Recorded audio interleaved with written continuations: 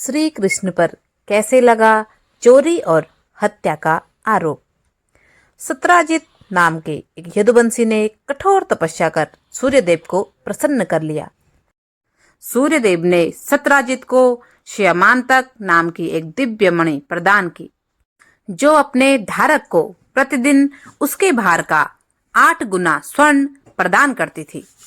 मणि से सत्राजित को प्रतिदिन अपने वजन से 8 गुना अधिक स्वर्ण मिलने लगा, जिससे वह बहुत कम समय में बहुत ही अधिक धनवान बन गया। तब श्री कृष्ण ने सत्राजित से कहा कि राज्य की समृद्धि के लिए सत्राजित को वह मणि राजा को दे देनी चाहिए, परंतु सत्राजित लोभी व्यक्ति था और उसने मणि देने से साफ मना कर दिया। और इसके बाद उसके मन में भगवान श्री कृष्ण के प्रति दुर्भावना उत्पन्न हो गई। एक दिन सत्राजित का भाई प्रसेनजित श्यामांतक मणि धारण करके आखेट के लिए चला गया। वहां एक सिंह ने प्रसेनजित को मार डाला। सत्राजित ने अपने भाई को ढूंढने के लिए बहुत प्रयास किए, पर प्रसेनजित और मणि का कहीं कुछ पता नहीं लगा, क्योंकि भगवान श्री कृष्ण ने सत्राजित से उस मणि को राजा को देने की मांग की थी। इसलिए सत्राजित को भगवान श्री कृष्ण पर ही अपने भाई की हत्या और मणि की चोरी का शक हुआ और उसने भरे दरबार में महाराज के सामने श्री कृष्ण पर अपने भाई की हत्या और मणि की चोरी का आरोप लगा दिया।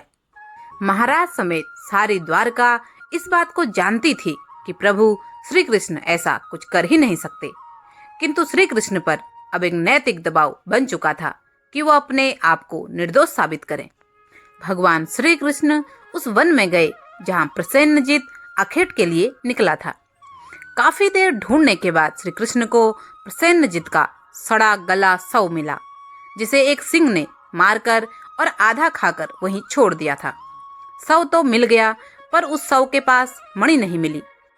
सिंह के पंजों के निशान का पीछा करते हुए प्रभु श्री कृष्ण आगे बढ़े तो कुछ दूरी पर उन्हें सिंह का भी शव मिला। वहीं पर एक विशाल भालू के पंजों के निशान मिले, परंतु मणि वहां भी नहीं मिली। भगवान श्री कृष्ण भालू के पंजों के निशान का पीछा करते हुए गुफा तक पहुंच गए। उन्हें गुफा के भीतर तेज प्रकाश बाहर आता दिखाई दिया, जो निसंदेह श्यामांतक मणि से ही निकल रहा था। भगवान कृष्ण समझ गए कि प्रसेनजित को मारकर सिंह मुंह में मणि दबाकर भागा होगा और फिर भालू ने सिंह को मारकर श्यामांतक मणि अपने साथ लेकर गुफा में भागा होगा और मणि अब अंदर ही है। भगवान कृष्ण गुफा के भीतर चले गए। गुफा के भीतर पहुंचकर उन्होंने देखा कि एक युवती उस मणि के साथ खेल रही है। श्री कृष्ण जैसे ही उस कन्या से मणि लेने के इरादे से आगे बढ़े, एक विशालकाय भालू ने उन पर आक्रमण कर दिया। उस भालू को देखते ही भगवान श्री कृष्ण मुस्कुराए, मानो उस भालू से उनकी कोई पुरानी जान पहचान हो। पर भालू ने अचानक आक्रमण किया तो अपने बचाव में उसके साथ युद्ध करने के अलावा कोई चारा नहीं था। 27 दिनों तक यह युद्ध चलता रहा। आखिर भालू थक गया और हार गया। तब उसे एहसास हुआ कि उसका सामना किसी साधारण मनुष्य से नहीं हुआ है।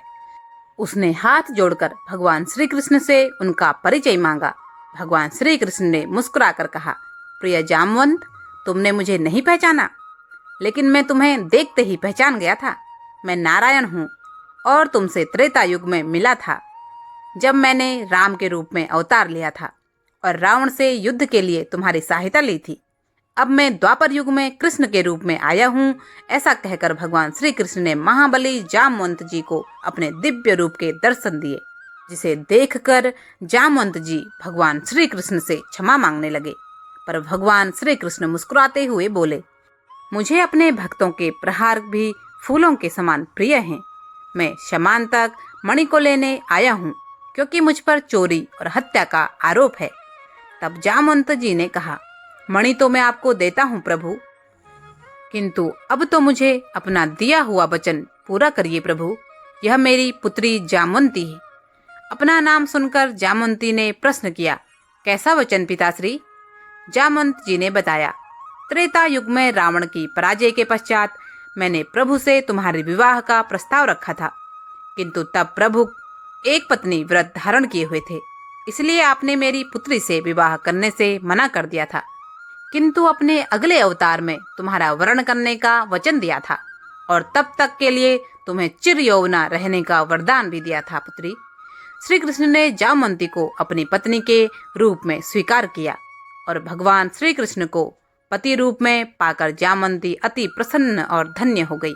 श्री कृष्ण अपनी पत्नी जामवंती के साथ श्यामांतक मणि के साथ द्वारका लौट आए। उन्होंने श्यामांतक मणि सत्राजित को लौटा दी और खुद पर लगे हत्या और चोरी के कलंक को मिटा डाला। इसके बाद सत्राजित ने श्री कृष्ण से अपनी पुत्री सत्यभामा से विवाह का आग्रह किया। भगवान श्री कृष्ण ने सत्राजित के अनुरोध पर उसकी पुत्री सत्यभामा को भी पत्नी के रूप में स्वीकार कर लिया और इस प्रकार श्री कृष्ण ने अपने ऊपर लगे हुए चोरी और हत्या के झूठे आरोप को धो डाला। बाद में देवर्षि नारद ने भगवान श्री कृष्ण को बताया कि भाद्रपद की चतुर्थी के चंद्रमा का दर्शन करने से प्रभु पर यह कलंक लगा था और इस प्रकार सनातन धर्म में भाद्रपद की चतुर्थी के चंद्रमा का दर्शन करना अशुभ माना गया है। दोस्तों, आज की कहानी अगर पसंद आई हो तो कृपया वीडियो को लाइक करें, ज़्यादा से ज़्यादा लोगों तक शेयर करें और अभी तक भी चैनल को सब्सक्राइब नहीं किया है तो कृपया सब्सक्राइब अवश्य करें। आपका बहुत बहुत धन्यवाद। जय जय श्री राम, जय श्री कृष्ण।